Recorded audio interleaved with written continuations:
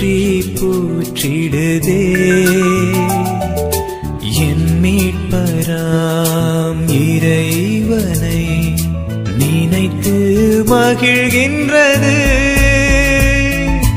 நினைத்து மகிழ்கின்றது.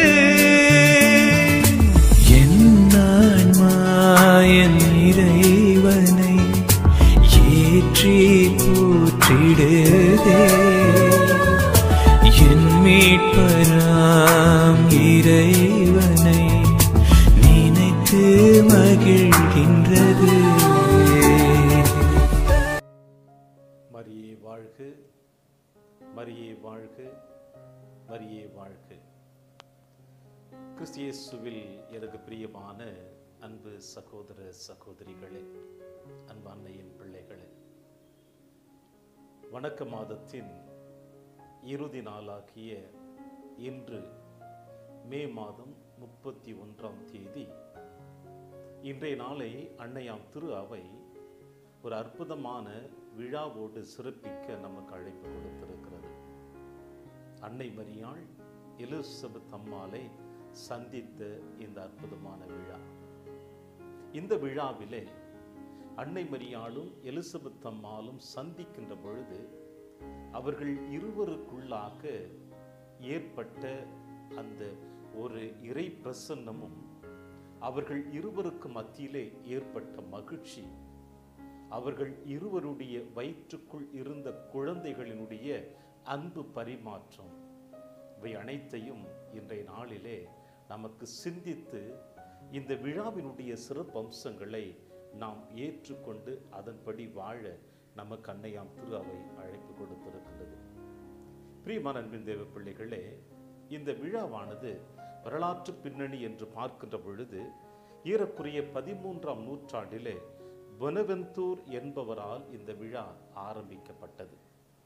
ஆனால் இந்த விழா சீரும் சிறப்புமாக நடந்து கொண்டிருக்கின்ற பொழுது இதற்கு சிறப்பாக வரவேற்பு கொடுக்கப்பட்டதும் ஒரு தனி சிறப்பு பெற்றதும் என்ன காரணம் என்றால், பராக் என்ற நகரில் ஆயராக இருந்த ஜான் ஜஸ்டின் என்கின்ற ஆயர்தான் இதற்கு தனி சிறப்பு கொண்டு வந்திருக்கிறார்.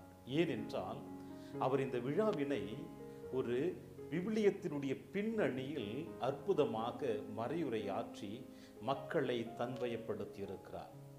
அன்னை மரியாளுடைய அன்பை மக்களுக்கு வெளிப்படுத்தி எடுத்து வருவதும், இயேசுவினுடைய தூய பிரசன்னம் அன்னை மரியாளுக்குள்ளும் எலிசபெத் அம்மாளுக்குள்ளும் நிறைவேற்றப்பட்ட நிகழ்வுகள், இப்படி பலவிதமான கோணங்களிலே இந்த பராக் நகரில் இருந்த ஜான் ஜஸ்டின் என்பவர் இந்த விழாவை சிறப்பு செய்திருக்கிறார்.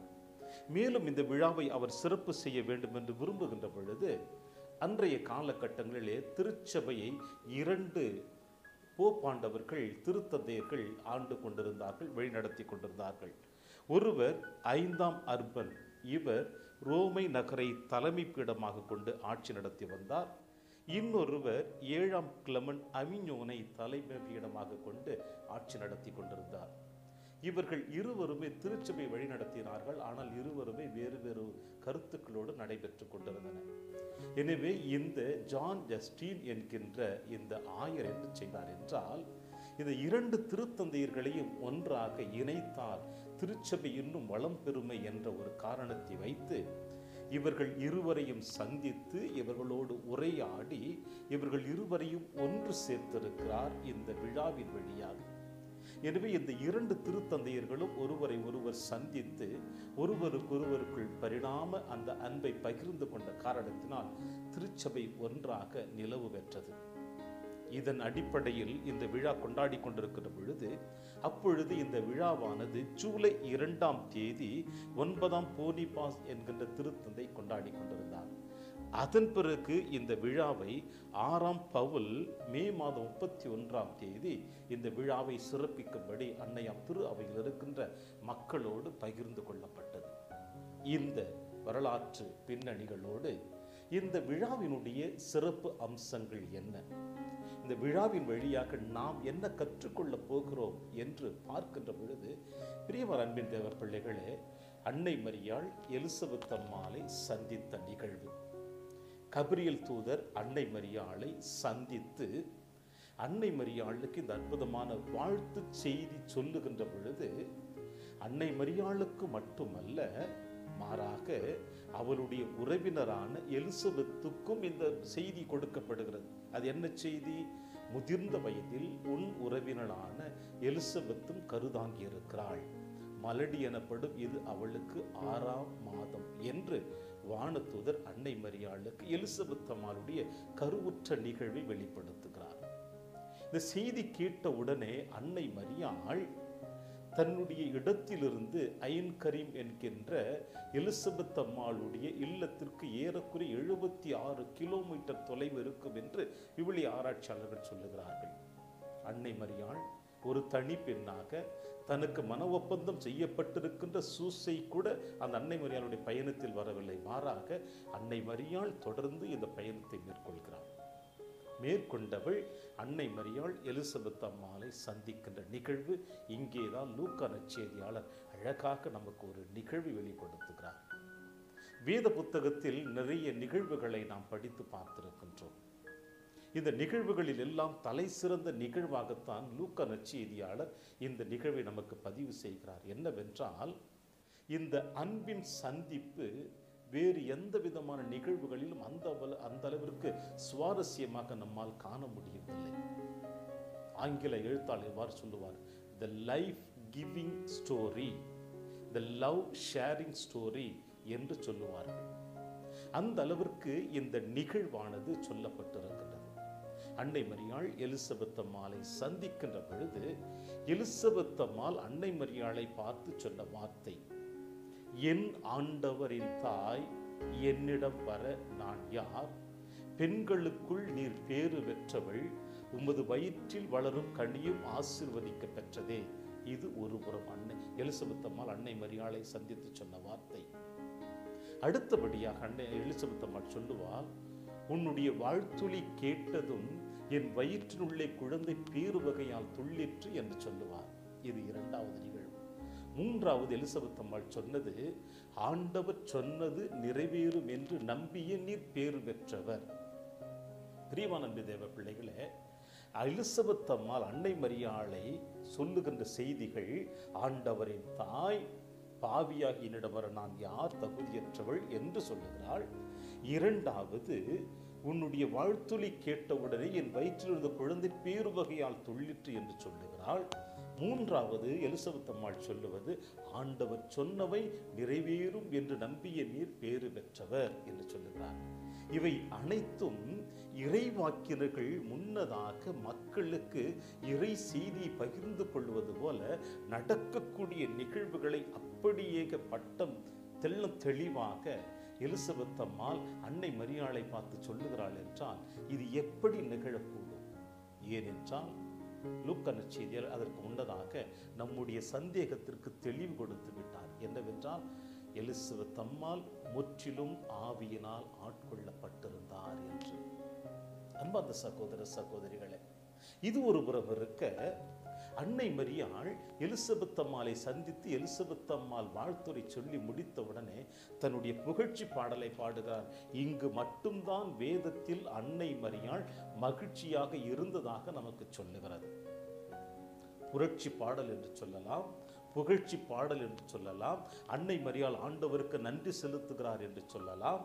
எப்படி வேண்டுமானாலும் இந்த புகழ்ச்சி பாடலை நாம் எடுத்துக்கொள்ளலாம். ஆனால் அன்னை மரியாள் இதில் அழகாக ஒரு வார்த்தை சொன்னார், தாழ்நிலையில் இருந்த என்னை கடைக்கண் நோக்கினார் என் ஆண்டவர், இனி வருகின்ற தலைமுறை எல்லாம் பேறு பெற்றவள் என்று என்னை சொல்லுவே என்று அன்னை மரியாளும் அன்று சொன்ன வார்த்தை தான் இன்று உலக திசையிலும் அன்னை மரியாளை போற்றி புகழ்ந்து ஆரவாரமோடு கொண்டாடி மகிழ்ந்து கொண்டிருக்கின்றது.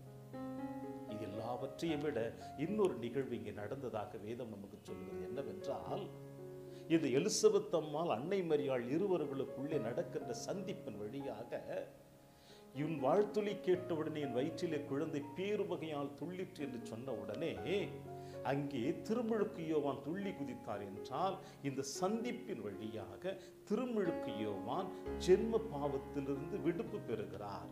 அவர் விடுதலை அடைகிறார். தாயின் கருவறையில் இருக்கின்ற பொழுதே இந்த குழந்தை ஜென்ம பாவத்திலிருந்து விடுப்பு பெறுகிறது என்றால், இந்த சந்திப்பு எப்படிப்பட்ட சந்திப்பு பிரியமான தேவ பிள்ளைகளே! எனவே அன்னையாம் திரு அவை இந்த திருவிழாவிற்கு முன்னதாக 2 திருத்தந்தையர்களை கொண்டு மக்களை வழிநடத்தி கொண்டிருக்கின்ற பொழுது, இந்த திருவிழாவின் வழியாக, இந்த அன்னை மரியாள் எலிசபெத் அம்மாள் சந்திப்பின் வழியாக திருச்சபையில் இருந்த குழப்பங்கள் முழுவதுமாக நிலவு பெற்று ஒரே திருத்தந்தையினுடைய கோட்பாடுக்கு மத்தியில், அவர்களுடைய ஆளுமையின் மத்தியில் இந்த அன்னையாம் திரு அவை கொண்டு வரப்பட்டிருக்கிறது என்றால் இது வல்லவா ஒரு மாபெரும் நிகழ்வு.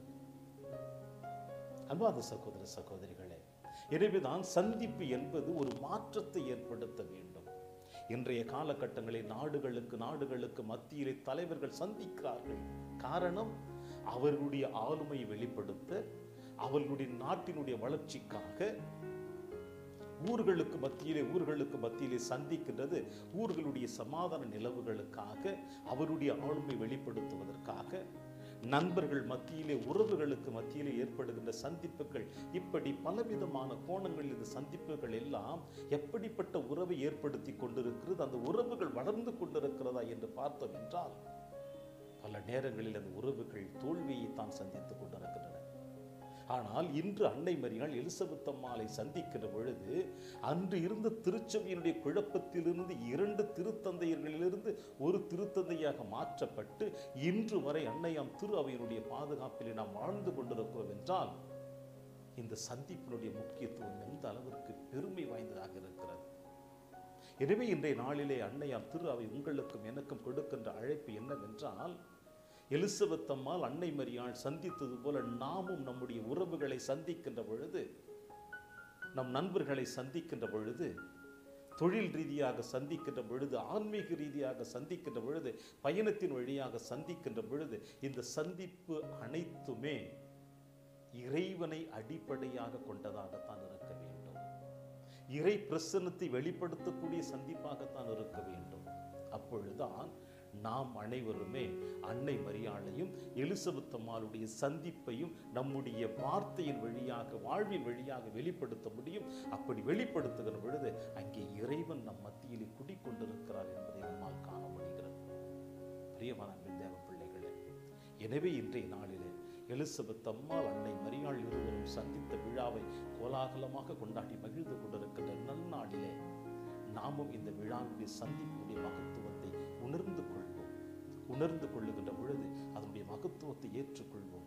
அந்த மகத்துவத்தை ஏற்றுக்கொள்ளுகின்ற பொழுது இறைவனோடு நம்மால் பயணிக்க முடியும் என்பதைத்தான் இன்று அன்னை மரியாள் எலிசபெத் அம்மாள் நமக்கு சொல்லுகிறார். அதோடு இணைந்து இந்த வணக்க மாதம் 31 நாட்கள் அன்பார்ந்த சகோதர சகோதரிகளே, நாம் அனைவருமே பயணித்தது அன்னை மரியாளோடு என்பதை மறந்துவிடக்கூடாது. ஒவ்வொரு நாளும் ஏதாவது ஒரு விதத்தில் இந்த அலைவரிசையின் வழியாக நீங்களும் நானும் சந்தித்து அன்னை மரியாளுடைய மகத்துவத்தை இந்த மன்றாட்டு மாலையின் வழியாக நாம் தியானித்திருக்கிறோம்.